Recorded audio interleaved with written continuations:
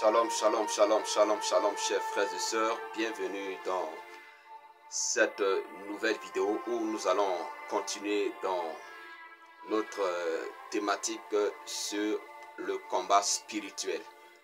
Alors, regardez la vidéo du début jusqu'à la fin, c'est vraiment très important pour la bonne compréhension. Et aussi, abonnez-vous à la page si vous n'êtes pas encore abonné, à notre page Facebook Christ TV 7 et aussi à notre chaîne YouTube Christ TV 7 pour ne pas manquer nos enseignements pour votre édification. Alors, pour ceux qui ne me connaissent pas encore, je suis votre frère Roche Eusèbe Cézanne. Alors, prions avant de continuer. Notre Père, notre Dieu, nous te disons merci pour ta grâce, pour ton amour infini. Merci pour ce temps que tu as rendu possible. Nous prions que ton esprit qui convainc, ton esprit qui éclaire, ton esprit qui vivifie vienne prendre contrôle maintenant dans cette vidéo. Que ton esprit qui inspire, m'inspire Seigneur, afin de parler pour éclairer et édifier ton peuple. Et je prie que le Saint-Esprit touche et convainc les cœurs à travers cet enseignement. Gloire, louange et honneur à toi Père Céleste, au nom de Jésus-Christ notre Seigneur et Sauveur. Amen. Alors, bien-aimés dans le Seigneur, nous allons lire notre texte de base dans le livre d'Éphésiens, le chapitre 6 du verset 10 au verset 17, où nous allons parler précisément dans notre thématique d'aujourd'hui concernant les armes du chrétien pour vaincre dans le combat spirituel. On a eu déjà à parler du combat spirituel, du vrai sens du combat spirituel. Alors, il nous faut des armes. Et en parlant des armes, je parle ici des armes offensives et défensives. Parce que ce verset que nous allons lire est souvent utilisé pour parler des armes offensives. Mais quand vous comprenez bien le texte, il ne s'agit pas seulement des armes offensives, mais des armes défensives, je vais dire, mais aussi des armes offensives. Donc, c'est des armes que les chrétiens doivent s'armer, pour se protéger des attaques de l'ennemi et avec lesquelles nous pouvons attaquer et vaincre aussi l'ennemi. Alléluia. Alors, lisons le texte. Verset 10, à partir de verset 10, où il est écrit: Au reste, fortifiez-vous dans le Seigneur et par sa force toute puissante, revêtez-vous de toutes les armes de Dieu, afin de pouvoir tenir ferme contre les ruses du diable. Car nous n'avons pas à lutter contre la chair et le sang, mais contre les dominations, contre les autorités, contre les princes de ce monde des ténèbres, contre les esprits méchants dans les lieux célestes. Verset 13. C'est pourquoi prenez toutes les armes de Dieu, afin de pouvoir résister dans le mauvais jour et tenir ferme après avoir tout surmonté. Le verset 13 nous dit, nous devons prendre toutes les armes de Dieu. Ce sont des armes que Dieu a mis à notre disposition. Donc nous devons seulement nous armer de ces armes-là pour vaincre dans le combat spirituel. Donc si on n'est pas armé de ces armes, il est difficile, voire même impossible pour nous de vaincre dans le combat spirituel. Donc pour vaincre, il faut s'armer. Alors, le verset 14 commence à nous lister ces armes. Verset 14. Tenez donc ferme, ayez à vos reins la vérité pour ceinture, revêtez la cuirasse de la justice, mettez pour chaussure à vos pieds le zèle que donne l'évangile de paix. Prenez par-dessus tout cela le bouclier de la foi, avec lequel vous pourrez éteindre tous les traits enflammés du malin.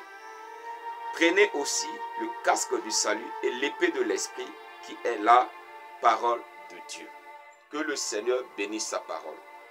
Avant de revenir sur verset 14 et commencer à décortiquer,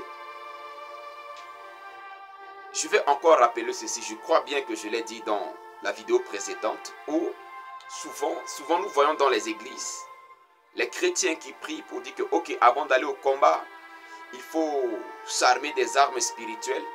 Et il commence à prier, je mets le bouclier de la foi, je mets le casque de salut, je mets la chaussure de ceci, je mets la ceinture de vérité, la cuirasse, etc. Je veux rappeler encore dans cette vidéo que c'est une confusion. Ce n'est pas comme ça on doit s'armer des armes que le Seigneur a mettre à notre disposition pour le combat spirituel. Ce n'est pas comme ça.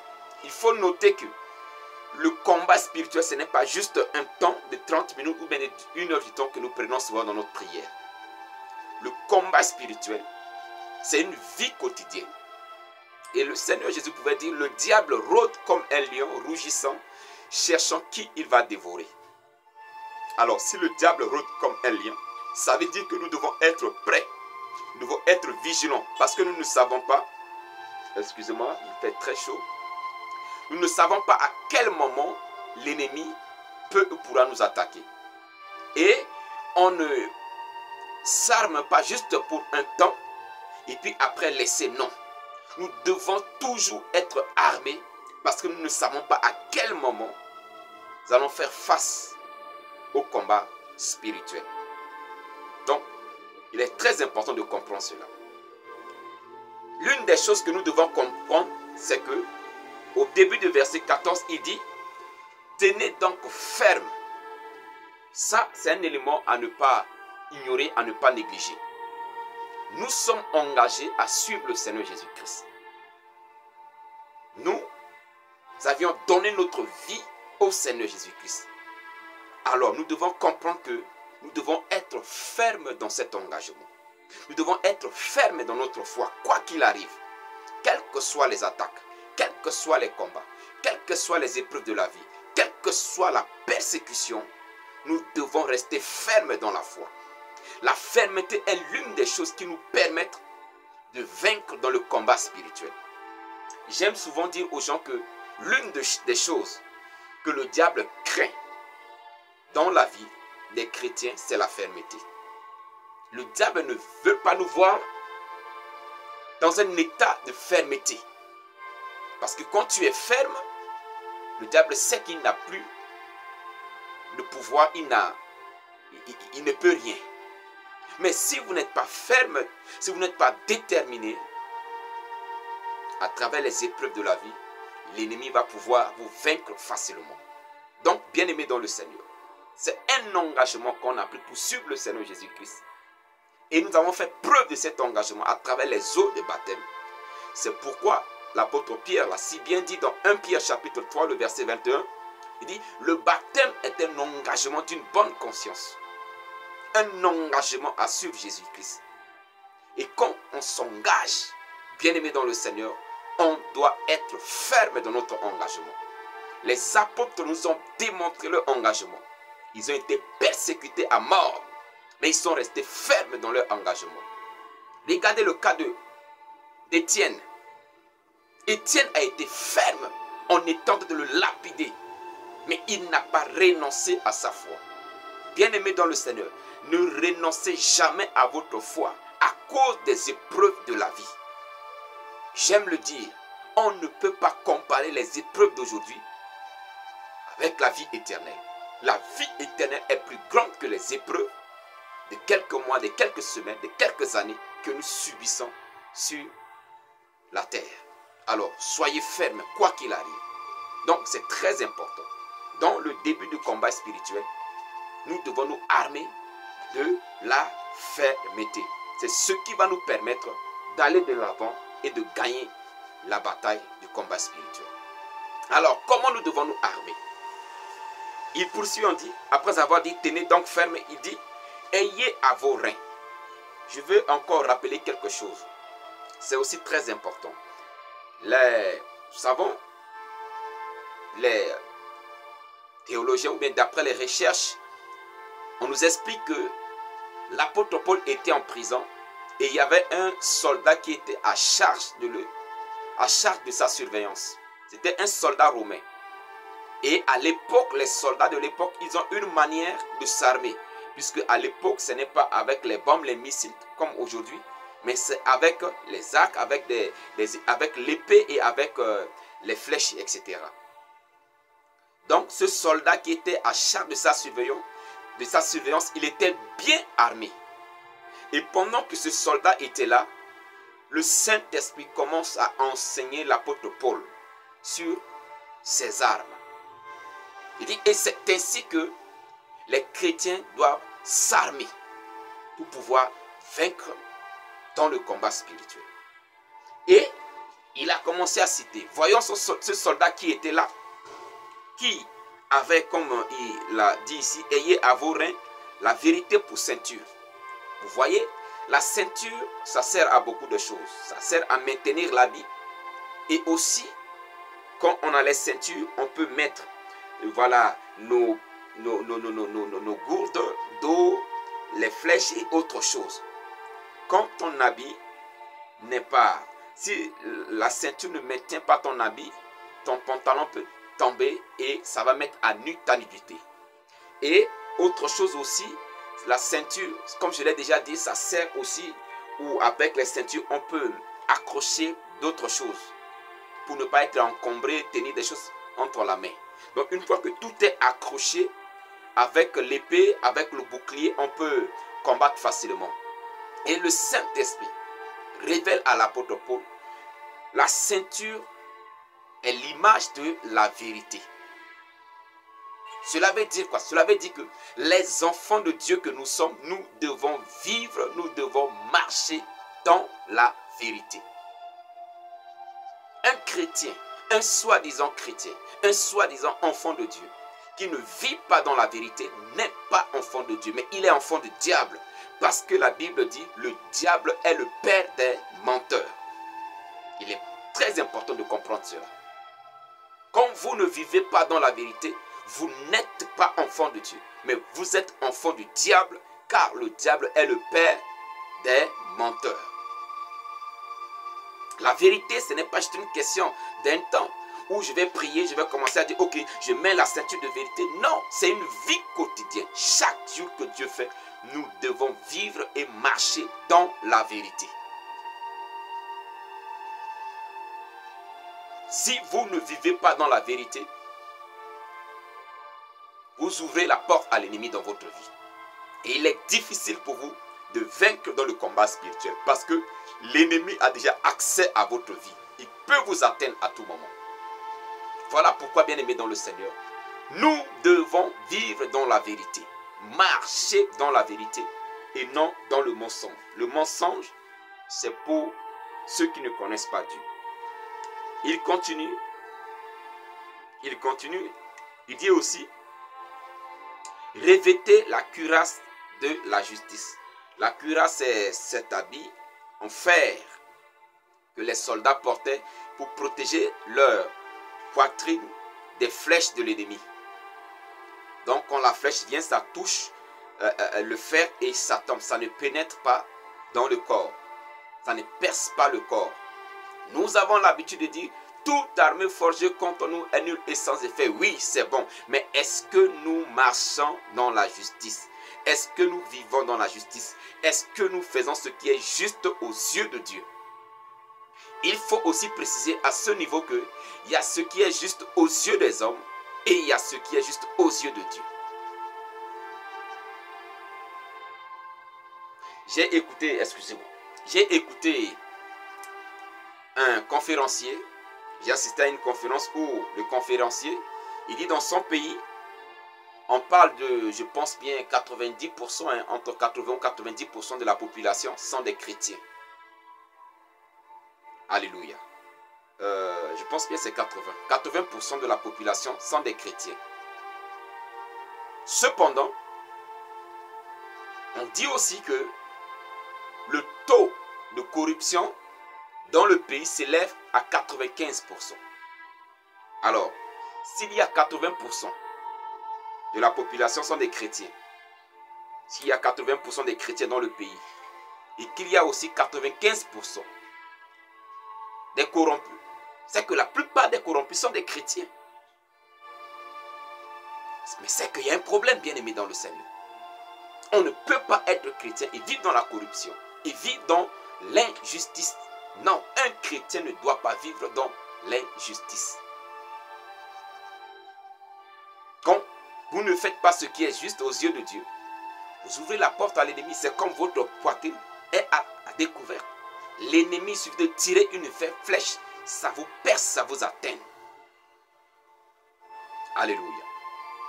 Donc, bien-aimé dans le Seigneur, Comme vous ne vivez pas dans la justice, le diable va vous accuser, il va vous atteindre.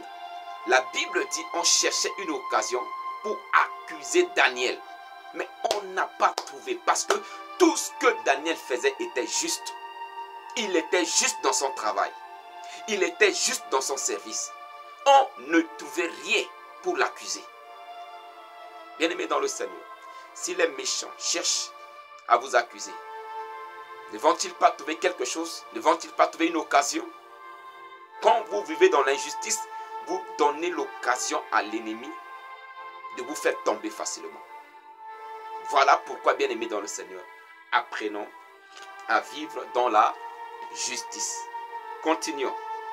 Le verset 15 dit, « Mettez pour chaussure à vos pieds le zèle que donne l'évangile de paix. » C'est là aussi, j'ai le problème avec certains chrétiens. Certains chrétiens pensent que prêcher l'évangile, c'est une chose seulement qui est donnée au pasteur. Non, bien-aimés dans le Seigneur. Nous sommes appelés à répandre l'évangile autour de nous. Et nous devons être zélés pour cela.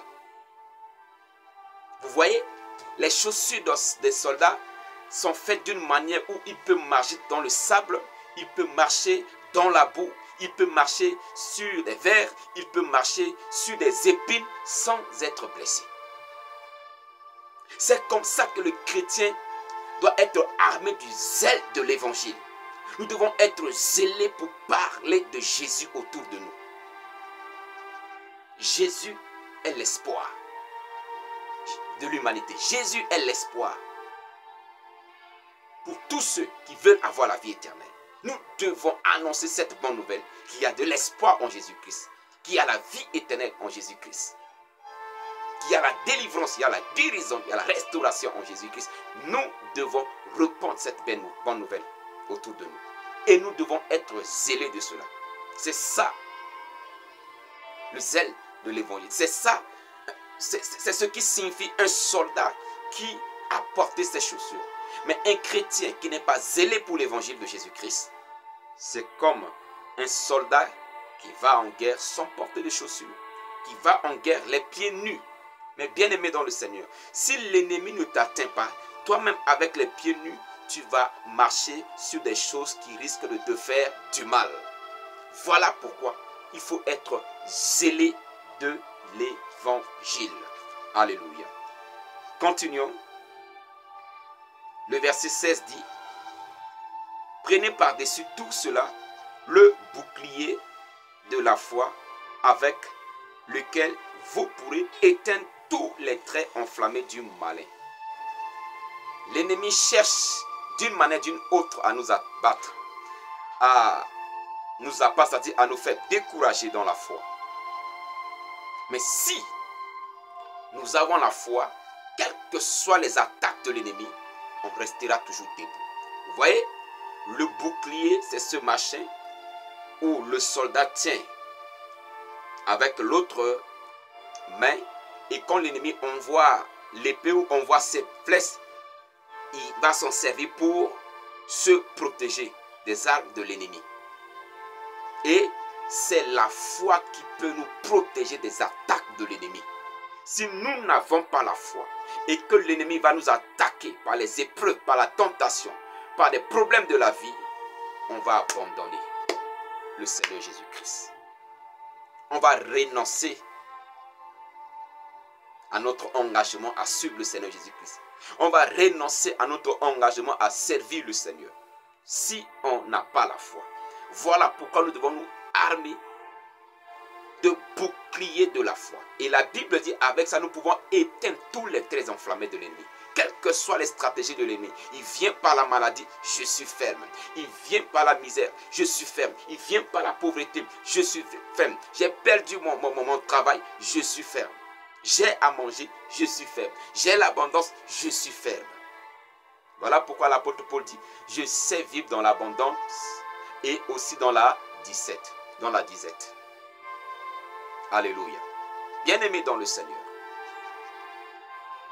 nous devons nous armer du bouclier de la foi. Nous devons être déterminés dans notre foi, engagés dans notre foi, quoi qu'il arrive, n'abandonnez jamais la foi. Alléluia. Et c'est ainsi nous pouvons vaincre l'ennemi. Si nous sommes fermes dans notre foi, si nous avons la foi. Je continue, je pense que je suis au verset 17. Le verset 17 dit, prenez aussi le casque du salut et l'épée de l'esprit qui est la parole de Dieu. Le casque du salut, c'est cette assurance que nous avons de la vie éternelle en Jésus-Christ. Vous voyez, le soldat, quand il met son casque, ce chapeau, qui est blindé, même quand on tire, les flèches, ça ne perce pas, ça ne pénètre pas, ça ne touche pas sa tête, il protège sa tête.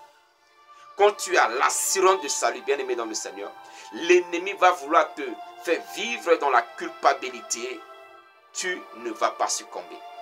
Même si dans le passé, tu as été un grand bandit, mais quand tu viens en Christ, tu dois être armé du casque du salut. Tu as l'assurance du salut. Tes péchés sont effacés. Tes péchés sont pardonnés. Même si l'ennemi va vouloir t'accuser, tu dois vaincre la culpabilité par le casque du salut, par l'assurance du salut. Beaucoup sont en Christ, mais ils n'ont pas l'assurance du salut. J'ai eu parfois posé la question aux gens dans l'église, et si la trompette sonne aujourd'hui, qu'est-ce qui va se passer? Et c'est là que vous voyez des sentiments de doute. Vous voyez le doute sur le visage des gens, parce qu'ils n'ont pas l'assurance du salut. Bien-aimés dans le Seigneur, nous avons du salut en Jésus-Christ, et nous devons être assurés de cela. Mais quand vous vivez dans le péché, c'est tout à fait normal que vous manquez d'assurance du salut. Mais quand vous vivrez, vous vous laissez conduire par l'Esprit de Dieu, vous vivez selon la parole de Dieu, vous avez l'assurance du salut. Ne manquez pas la prochaine vidéo parce que nous parlerons de la marche du chrétien. Alléluia. Donc le casque du salut, c'est très important. Et en dernière position, il dit aussi, et l'épée de l'esprit qui est la parole de Dieu. Vous voyez, on ne se protège pas avec l'épée, mais l'épée nous sert à attaquer. Voilà pourquoi au début de cette vidéo, j'ai parlé des armes offensives et défensives. Parce que souvent on parle des armes défensives. Non, les armes que l'apôtre Paul a citées ici ne sont pas que défensives. Elles sont aussi offensives. Avec l'épée de l'esprit. Bien aimé, nous devons connaître la parole de Dieu. Rappelez-vous de l'affrontation du Seigneur Jésus-Christ avec le diable dans Matthieu chapitre 4 à partir du verset 1 au verset 11. La Bible dit, le diable venait tenter Jésus. Il venait avec la parole et Jésus répliquait avec la parole. Si vous n'avez pas la connaissance de la parole de Dieu, même votre prière va être des prières basées sur les convoitises des yeux, des envies de la chair. Mais quand vous avez la connaissance de la parole de Dieu, vous allez prier selon la parole de Dieu. Vous allez prier selon la volonté de Dieu. Et n'oubliez pas ce verset qui dit, faute de connaissance, le peuple périt. Bien-aimés dans le Seigneur, nous devons être armés de l'épée de l'esprit qui est la parole de Dieu. Nous devons connaître la parole de Dieu devant les situations. Quand l'ennemi se présente devant nous avec des situations, nous utilisons la parole de Dieu pour affaiblir, pour anéantir l'ennemi. Si l'ennemi nous attaque par la maladie, nous pouvons faire sortir l'épée de l'esprit qui dit, par ses meurtrissures, nous sommes guéris. Et il est aussi écrit, si l'esprit de celui qui a ressuscité Jésus d'entre les morts habite en nous, celui qui a ressuscité Christ d'entre les morts donnera vie à notre corps mort. Alléluia.